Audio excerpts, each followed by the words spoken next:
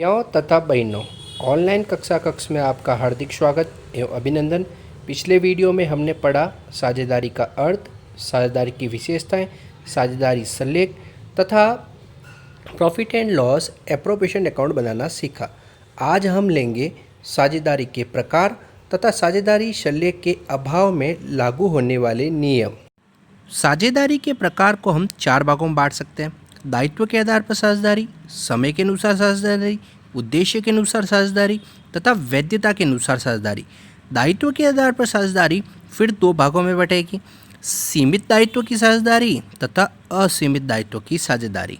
उसी प्रकार समय के अनुसार जो साझेदारी है फिर 2 भागों में बटेगी, निश्चितकालीन दायित्व की साझेदारी तथा अनिश्चितकालीन दायित्व की साझेदारी। उसी प्रकार उद्देश्य के अनुसार जो साझेदारी है फिर 2 भागों में बटेगी, ऐच्छिक साझेदारी तथा विशेष साझेदारी। तथा चौथी जो वैधता के अनुसार साझेदारी है फिर 2 भागों में बटेगी, वैध साझेदारी तथा अवैध साझेदारी। अर्थात प्रत्येक प्रकार की साझेदारी है वो 2-2 भागों में बटेगी। इन्हें अब हम विस्तार पूर्वक समझेंगे। ऐसी साझेदारी जिसमें साझेदारों का दायित्व सीमित होता है उसे सीमित दायित्व की साझेदारी कहते हैं। सीमित दायित्व वाली साझेदारी को हम लिमिटेड लायबिलिटी पार्टनरशिप कहते हैं, जिसे हम LLP भी कहते हैं। सीमित दायित्व वाली साझेदारी अधिनियम 2008 के अंतर्गत स्थापित एक निगम है। यह एक कृत्रिम व्यक्ति है, इसका पृथक वैधानिक अस्तित्व है। निजी संपत्तियों पर साझेदारी फर्म का कोई अधिकार नहीं होता। इसमें एक साझेदार का दायित्व असीमित होता है। दायित्व के आधार पर दूसरा प्रकार है असीमित दायित्व की साझेदारी। इस साझेदारी में सभी साझेदारों का दायित्व असीमित होता है, अर्थात फर्म का दायित्व चुकाने के लिए सभी साझेदार संयुक्त रूप से व व्यक्तिगत रूप से उत्तरदायी होते हैं। समय अनुसार साझेदारी का भाग है निश्चितकालीन साझेदारी।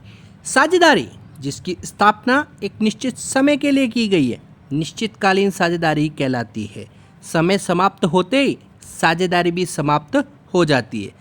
उदाहरण के लिए माना समय लिया 1 जनवरी से लेकर 31 दिसंबर तक। यदि 31 दिसंबर तक कार्य पूर्ण नहीं होता है तो भी वह साझेदारी स्वतः समाप्त हो जाएगी। समय अनुसार साझेदारी का भाग है अनिश्चितकालीन साझेदारी। वह साझेदारी जिसकी स्थापना निश्चित समय के लिए नहीं की जाती हो अनिश्चितकालीन साझेदारी कहलाती है। जब तक कोई विशेष परिस्थिति नहीं हो जब तक वो चलती रहती है। उद्देश्य के अनुसार साझेदारी का भाग है ऐच्छिक साझेदारी। जब सभी साझेदार निश्चितकालीन साझेदारी की अवधि समाप्त होने के बाद भी जारी रखना चाहते हैं तो वह साझेदारी ऐच्छिक साझेदारी बन जाती है। हमने पढ़ा था निश्चितकालीन साझेदारी, साझेदारी जिसकी स्थापना एक निश्चित समय के लिए की गई हो, उस समय के बाद में भी यदि वो साझेदारी जारी रखना चाहते हैं तो वह साझेदारी ऐच्छिक साझेदारी में बदल जाती है। उद्देश्य के अनुसार साझेदारी का भाग है विशेष साझेदारी। किसी विशेष कार्य अथवा उद्देश्य के लिए स्थापित साझेदारी विशेष साझेदारी कहलाती है। कार्य या उद्देश्य पूर्ण होते ही स्वतः समाप्त हो जाएगी। माना 2 व्यक्ति किसी बिल्डिंग के निर्माण के लिए साझेदारी में सम्मिलित होते हैं। बिल्डिंग का कार्य पूर्ण होते ही उनकी साझेदारी स्वतः समाप्त हो जाएगी। या कोई 2 व्यक्ति किसी पुल के निर्माण के लिए साझेदारी में सम्मिलित होते हैं। पुल का निर्माण का कार्य पूर्ण होते ही उनकी साझेदारी स्वतः समाप्त हो जाएगी। वैधता के अनुसार साझेदारी का भाग है वैध साझेदारी। देश में जो नियम निर्धारित है उन नियमों के अनुसार स्थापित साझेदारी वैध साझेदारी कहलाती है।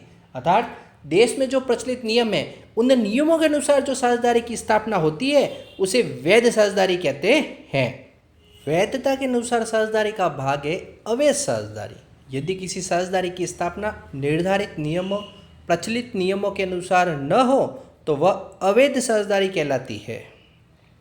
हम निम्न दशाओं में एक साझेदारी को अवैध कह सकते हैं। नंबर फर्स्ट, यदि साझेदारी की स्थापना का उद्देश्य गैर कानूनी हो। नंबर 2, यदि साझेदारों की न्यूनतम संख्या 2 से कम तथा अधिकतम संख्या 50 से अधिक हो। नंबर 3, यदि साझेदारी अंतर्राष्ट्रीय नीति के विरुद्ध हो। नंबर 4, यदि आप शत्रु देश के नागरिक को साझेदार बना दो। तो इन 4 दशाओं में साझेदारी को हम अवैध कह सकते हैं। हमने साझेदारी के प्रकार को विस्तार पूर्वक समझा। अब हम लेंगे साझेदारी सल्लेख के अभाव में लागू होने वाले नियम। पूर्व में हमने पढ़ा साझेदारी सल्लेख साझेदारों के मध्य लिखित समझौता होता है, उसे हम साझेदारी सल्लेख कहते हैं। परंतु अब हम लेंगे साझेदारी सल्लेख का अभाव। उसमें पहला नियम है लाभ हानि का विभाजन। चूंकि हमें पता है साझेदारी का मुख्य उद्देश्य लाभ कमाना होता है, तो उस लाभ को वह अभाव में बराबर बांटेंगे, समान अनुपात में बांटेंगे। कब? जब साझेदारी सल्लेख का अभाव हो, उस समय लाभ बराबर बटेगा। पॉइंट नंबर 2, पूंजी पर ब्याज। साझेदारों द्वारा फर्म में जो पूंजी लगाई जाती है, उस पूंजी पर ब्याज साझेदारों को नहीं दिया जाएगा। तथा नंबर 3 पॉइंट है आरण पर ब्याज। साझेदार द्वारा दिए गए आरण, जो वर्ष में आरण करते हैं, उस आरण पर ब्याज फर्म नहीं लेगी। अर्थात साझेदारों को आरण पर ब्याज नहीं देना पड़ेगा तथा पूंजी पर ब्याज नहीं मिलेगा। पॉइंट नंबर 4, साझेदारों को पारिश्रमिक। साझेदारों को पारिश्रमिक के रूप में जो वेतन, कमीशन आदि दिया जाता है, अर्थात वो वर्ष पर्यंत जो कार्य करते हैं उन्हें हम सैलरी, कमीशन आदि देते हैं। परंतु साझेदारी सल्लेख का अभाव है तो वह वेतन व कमीशन नहीं दिया जाएगा। 5 नंबर पॉइंट, साझेदारों के ऋणों पर ब्याज। सामान्यतः साझेदार पूंजी के रूप में धनराशि लगाते हैं, परंतु यदि फर्म को कुछ समय के लिए अधिक धन की आवश्यकता हो तो साझेदार से ऋण के रूप में धनराशि प्राप्त की जा सकती है तथा उस पर 6% वार्षिक की दर से ब्याज दिया जाएगा। अर्थात फर्म को 6% की दर से ब्याज साझेदारों को देना पड़ेगा। नंबर 6, प्रत्येक साझेदार को व्यापार संचालन व प्रबंध में हिस्सा लेने का अधिकार होगा। अर्थात प्रत्येक साझेदार व्यापार का संचालन कर सकता है तथा प्रबंध में हिस्सा ले सकता है। पॉइंट नंबर 7, नए साझेदार का प्रवेश पुराने साझेदारों की सहमति से होगा। पॉइंट नंबर 8, प्रत्येक साझेदार को फर्म की पुस्तकों को देखने, निरीक्षण करने और उनकी प्रतिलिपि प्राप्त करने का अधिकार होगा। अर्थात प्रत्येक साझेदार फर्म की पुस्तकों को देख सकेगा, उनका निरीक्षण कर सकेगा तथा उनकी प्रतिलिपि अर्थात फोटोकॉपी प्राप्त कर सकेगा। नंबर 9, प्रत्येक साझेदार को फर्म की संपत्तियों पर एक समान अधिकार होगा। अब हम एक अभ्यास प्रश्न के द्वारा साझेदारी सल्लेख के अभाव में जो नियम हैं वो लागू किस प्रकार होंगे उनको समझेंगे। राम तथा श्याम एक फर्म में साझेदार है। उन्होंने 2 लाख तथा 1 लाख पूंजी के रूप में लगाए। इसके अतिरिक्त राम ने वर्ष के मध्य में फर्म को 30,000 रुपये ऋण के रूप में दिए। प्रथम वर्ष उन्होंने 80,000 का लाभ कमाया। राम ने आग्रह किया कि पूंजी व ऋण पर 6% वार्षिक दर से ब्याज दिया जाए। मोहन ने 2,000 रुपये प्रतिमाह वेतन की मांग की। यह मानते हुए कि उनके मध्य कोई समझौता नहीं है, आप लाभों को किस प्रकार विभाजित किया जाएगा। साझेदारी सल्लेख के अभाव के नियम यहाँ लागू होंगे। क्यों? क्योंकि उनके मध्य कोई समझौता नहीं है, तो साझेदारी सल्लेख का अभाव है। उन्होंने पहले से कोई नियम तय नहीं किए। तो अभी हमने जो नियम पढ़े थे उनको यदि हम पुनः याद करें तो न तो वेतन मिलेगा मोहन को और न ही राम को पूंजी पर ब्याज। हाँ, ऋण पर 6% की दर से ब्याज दिया जाएगा, यह जरूर दिया जाएगा। कितने प्रतिशत की दर से? 6% की दर से। ऋण कितना है? 30,000 रुपये का ऋण है। 30,000 रुपये का ऋण पर 6% की दर से मध्य में, कब लिया है? वर्ष के मध्य में। तो इसलिए 30,000 इंटू 6/100 इंटू 6 महीने के लिए 6/12 करेंगे तो हमारा ब्याज निकलेगा। तो हम लिखेंगे 30,000 इंटू 6/12 इंटू 6/100। 2 जीरो को 2 जीरो से काट देंगे, 6 को 12 से काटेंगे, 6 दूनी 12 2 बार, और 2 को पुनः 6 से काटेंगे तो 2 तिया 6 3 बार, और 300 को हम 3 से गुणा कराएंगे तो हमारा 900 रुपये ब्याज आ जाएगा। हमें पता है कि साझेदारी सल्लेख का अभाव होता है, तो हम इंटरेस्ट ऑन लोन पर 6% की दर से ब्याज देते हैं, वेतन का भुगतान नहीं करते हैं, इंटरेस्ट ऑन कैपिटल नहीं देते हैं, तथा लाभ हानि को वह बराबर बांटते हैं। तो अगर 80,000 के लाभ में से 900 रुपये इंटरेस्ट ऑन लोन के दे देंगे तो शेष लाभ बचेगा 79,100। 79,100 को राम तथा श्याम में बराबर बांट देंगे। और 79,100 को राम तथा श्याम में बांटा तो आया 39,550, 39,550 लाभ मिल जाएगा, जिसे वो पार्टनर्स कैपिटल अकाउंट में ट्रांसफ़र कर देंगे। आहरण पर ब्याज की गणना करने की विधियाँ। साझेदार अपने निजी प्रयोग के लिए पूर्व निर्धारित सीमा तक नगद राशि व्यवसाय से निकाल सकता है तथा सल्लेख में व्यवस्था के अनुसार उसे आहरण पर ब्याज देना पड़ता है। तो आहरण पर ब्याज की गणना करने की विधियाँ यहाँ पर 2 है, गुणनफल विधि तथा मासिक आहरण विधि। गुणनफल विधि, जब एक फर्म के साझेदार के द्वारा विभिन्न समयों के लिए विभिन्न राशियों का आहरण किया जाता है तो आहरण पर ब्याज की गणना गुणनफल विधि द्वारा की जाती है। अर्थात समय भी पहले से तय नहीं है तथा राशि भी पहले से तय नहीं है, तो उस समय आप गुणनफल विधि के द्वारा ब्याज की गणना करोगे। तो उसका सूत्र है इंटरेस्ट ऑन ड्राइंग बराबर total of products into rate upon 100 into 1/12।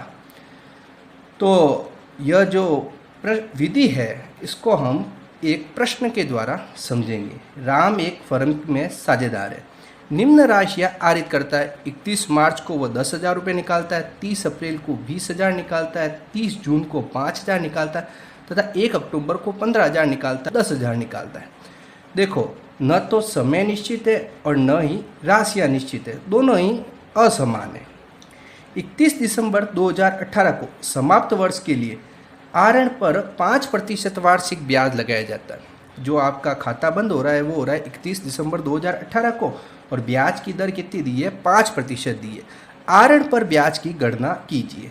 तो हमने ऊपर पढ़ा था कि जब आपका क्या हो, विभिन्न समय हो तथा विभिन्न राशियां हो, तो उस समय आपको कौन सी विधि अपनानी पड़ती है? प्रोडक्ट विधि अपनानी पड़ती है। इस प्रश्न में भी देखो, समय निश्चित नहीं है, क्योंकि कभी वो 31 मार्च को कर रहा है तो कभी 30 अप्रैल को कर रहा है तो कभी 30 जून को कर रहा है तो कभी 1 अक्टूबर को कर रहा है। राशि भी कभी 10,000 तो कभी 20,000 तो कभी 5,000 तो कभी 15,000, विभिन्न प्रकार की राशियों को आहरण किया है उसने। तो हम प्रोडक्ट विधि के आधार पर प्रश्न करेंगे, तो हम प्रोडक्ट मेथड की टेबल बनाएंगे नीचे। तो टेबल होगी आपकी डेट, अमाउंट, मंथ्स और प्रोडक्ट। तो यह जो प्रोडक्ट मेथड है ये बहुत ही सरल है। तो इसमें क्या है कि सबसे पहले आपको यह जो डेट्स दी हुई है और अमाउंट दिया हुआ है इनको यहाँ बढ़ना है। देखो, 31 मार्च 10,000 अपन ने बढ़ दिया, 31 मार्च 10,000, 30 अप्रैल 20,000, 30 अप्रैल 20,000, 30 जून 5,000, 30 जून 5,000, 1 अक्टूबर 15,000, 1 अक्टूबर 15,000 तथा 31 दिसंबर 10,000, 31 दिसंबर 10,000 हमने भर दिया। उसके बाद में अपन ने क्या करना है, आपको मंथ काउंट करना है। अब मंथ क्यों? क्योंकि उसने 31 दिसंबर अंतिम जो आपका क्लोजिंग डेट दे दी है 31 दिसंबर, तो आप देखोगे 31 मार्च से 31 दिसंबर, तो मार्च तो गया, अप्रैल, मई, जून, जुलाई, अगस्त, सितंबर, अक्टूबर, नवंबर, दिसंबर, कितने महीने हो गए? 9, तो हम लिख देंगे 9। उसके बाद में 30 अप्रैल, 30 अप्रैल तो अप्रैल तो गया, 30 तारीख है इसलिए, तो आप करोगे मई, जून, जुलाई, अगस्त, सितंबर, अक्टूबर, नवंबर, दिसंबर, कितने महीने? 8 महीने, तो 8 लिख देंगे। 30 जून, जून तो गया, तो जुलाई, अगस्त, सितंबर, अक्टूबर, नवंबर, दिसंबर, कितने महीने? 6 महीने। उसके बाद में 1 अक्टूबर, तो 1 अक्टूबर से आपकी 1 तारीख की है तो पूरा अक्टूबर हो गया, अक्टूबर, नवंबर तथा दिसंबर, कितने महीने? 3 महीने तथा अंतिम आहरण किया 31 दिसंबर को। 31 दिसंबर क्योंकि अंतिम दिन ही है तो मंथ में आ जाएगा 0, क्योंकि एक भी दिन नहीं हुआ। अब आपको क्या करना है कि ये जो अमाउंट और मंथ को गुणा कराना है, वो अपना प्रोडक्ट कहलाएगा। जो अमाउंट आया उसको मंथ से गुणा कराना है, तो हम 10,000 को 9 से गुणा कराएंगे 90,000 आ जाएंगे, 20,000 को 8 से कराएंगे 1,60,000 आ जाएंगे, 5,000 को 6 से कराएंगे 30,000 आ जाएंगे, 15,000 को 3 से कराएंगे 45,000 आ जाएंगे, और चूँकि 10,000 को 0 से कराएंगे तो उत्तर 0 ही आएगा। उसके बाद में अपन योग करेंगे, आपका 90,000, 1,60,000, 30,000, 45,000, तो योग आ जाएगा 3,25,000। अर्थात टोटल जो प्रोडक्ट है अपना 3,25,000 आएगा। प्रोडक्ट का योग करेंगे तो अपना क्या कहलाएगा, टोटल प्रोडक्ट। क्योंकि हमें जो अपना सूत्र ऊपर था उसमें अपन को टोटल प्रोडक्ट की आवश्यकता थी, तो हम वापस सूत्र की तरफ जाते हैं। सूत्र था आपका टोटल प्रोडक्ट इंटू दर बट्टा 100 इंटू 1/12। टोटल पहले दिखी नहीं थी, टोटल 3,25,000 है। 90,000, 1,60,000, 30,000 तथा 45,000, टोटल हो गए 3,25,000। ये 3,25,000 हम लिख देंगे यहाँ पर। टोटल प्रोडक्ट 3,25,000, दर हमने लगा दी 5/100 इंटू 1/12। आपको ये 0 से 0 काट दोगे तथा 12 का भाग लगा दोगे तो 5 को गुणा करा दोगे तो आपका उत्तर आ जाएगा 1,354.17। यह आपका ब्याज आएगा गुणनफल विधि से।